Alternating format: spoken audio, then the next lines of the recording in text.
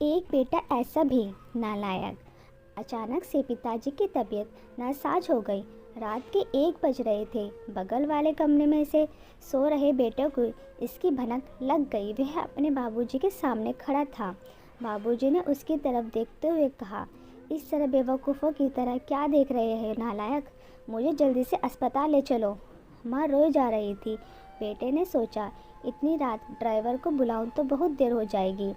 उसने झट से बाबूजी को कंधे का सहारा देकर कार में ले जाकर बिठाया और जल्दी से अस्पताल की ओर चल पड़ा। बाबूजी भी एक तरफ दर्द से करा रहे थे तो दूसरी तरफ बेटे को डांटे जा रहे थे। कहीं ठोक मत दियो नालायक, गधा कहीं का, कोई काम ठीक से नहीं कर सकता। नालायक बेटा बोला, आप ज़्यादा बात मत कीजिए बाबूजी, हम जल्द ही अस्पताल पहुंचने वाले हैं। अस्पताल पहुंचकर उसने भागते हुए डॉक्टर को बुलाया और डॉक्टर से कमरे के बाहर बेसब्री से चहलकदमी करने लगा। नालायक, गधा, बेवकूफ़, आलसी, मंदबुद्धि, पता नहीं और क्या क्या ऐसे शब्द वह बचपन से ही सुनते आया था। वहीं कहीं ना कहीं उसका खुद का मन भी मान चुका था कि वह सच में ही नालायक है। तभी तो उसके जन्मदाता भी उसे उसी नाम से बुलाते हैं। स्कूल के टाइम से ही घर के सभी लोग उसे नालायक ही बुलाते थे। वह एग्ज़ाम में भी बहुत बार फेल हुआ था। यह नालायक तो चपरासी बनने के काबिल भी नहीं है। इस मंदबुद्धि की शादी भी नहीं होगी। आखिर इस नालायक के गले कौन अपनी बेटी बांधेगा। यह नालायक तो गधा का गधा ही रह जाएगा। नालायक को अपने यहाँ कोई चपरासी भी ना रखे। कोई बेवकूफ़ ही इस नालायक को अपनी बेटी देगा। शादी होने के बाद लोगों को कहते सुना गया कि उस बेचारे के 2 भाग ही फूट जाएंगे जो इस नालायक से शादी हो गई। बस एक माँ ही थी जो उसे बेचारे को उसके नाम से बुलाया करती थी। अगर आज उसके बाबूजी को कुछ हो गया तो शायद माँ भी उसे भी इसी नाम से बुलाएगी। मन ही मन में इस तरह के विचारों ने उसे झंझोड़ के रख दिया था।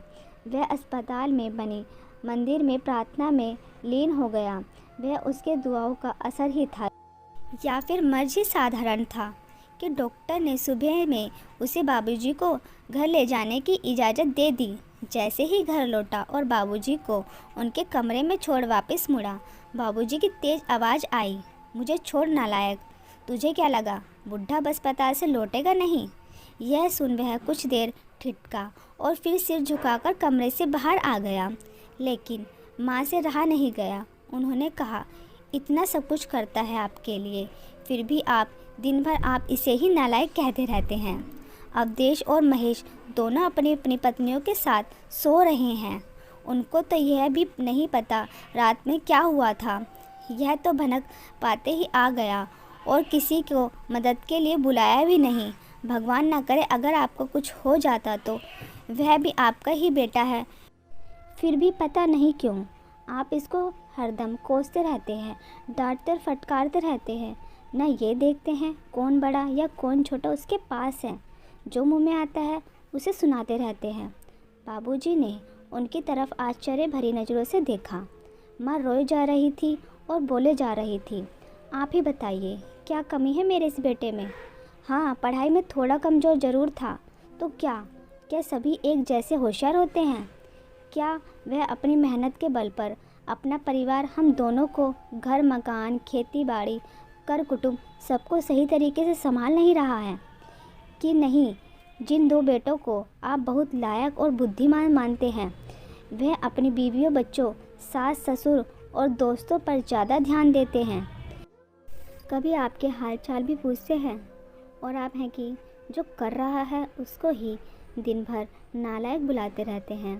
बाबूजी बोले, अरे पगली, तुम कभी भी मुझे समझ नहीं सकी। तुम केवल मेरी बातों पर ध्यान देते हैं। क्या तुम्हें नहीं लगता कि एक श्रवण कुमार जैसा बेटा को दिन भर नालायक और गधा बुलाने का दुख मुझे नहीं होता? उसे गले ना लगाने पाने का कष्ट हमें नहीं होता? आस पड़ोस के लोगों के बीच भी मैं अपने बेटे को उल्टा सुनाता हूँ, लेकिन मेरा बेटा है कि पलट के जवाब नहीं देता, तो दूर सिर उठाकर मेरी तरफ देखता भी नहीं है। बाहर से जब भी घर आता है तो सबसे पहले मेरे कमरे में झांक कर देखता है कि बाबूजी ठीक है या नहीं।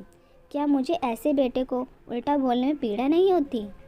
भाग्यवान, मेरा दिल पत्थर का नहीं है, मैं भी इंसान ही हूँ।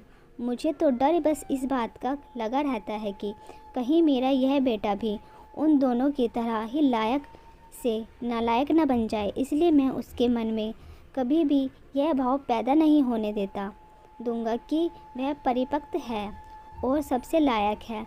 यह बात सुन माँ चकित रह गई। ये क्या कह रहे हो? हाँ भाग्यवान, यही सच है। अब तुम इसे मेरा स्वार्थ कहो या कुछ भी। इतना कहते कहते बाबूजी ने अपने पत्नी के आगे हाथ जोड़ दिए और माफ़ी मांगने लगे। उनकी पत्नी ने उनके हाथों को पकड़ लिया और वो भी रोने लगी। बोली, मैं आज तक आपको समझ नहीं पाई, मुझे माफ़ कर दीजिए। दूसरी ओर कमरे के बाहर खड़ा नालायक बेटा बाबूजी द्वारा कहे गए हर वाक्य को सुन रहा था और उनकी आंखों से आंसू की धारा बह रही थी। उसका जी कर रहा था कि दौड़कर बाबूजी के गले से लिपट जाऊं और रोऊं, लेकिन शायद बाबूजी झेप जाते। वह आंसू को पोंछते हुए अपने कमरे की तरफ बढ़ने लगा। तभी उसके कानों से बाबूजी की आवाज़ टकराई। अरे नालायक, मेरी दवाई कहाँ रख दी? गाड़ी में ही छोड़ दी क्या? कितना भी समझा दो, इस काम चोर से एक काम ठीक से नहीं होता। नालायक बेटा अस्पताल वाले थैले से बाबूजी की दवाई लेकर उनके कमरों की तरफ आंसू पोंछते हुए दौड़ा। आशा है कि आपको हमारी यह कहानी अच्छी लगी होगी।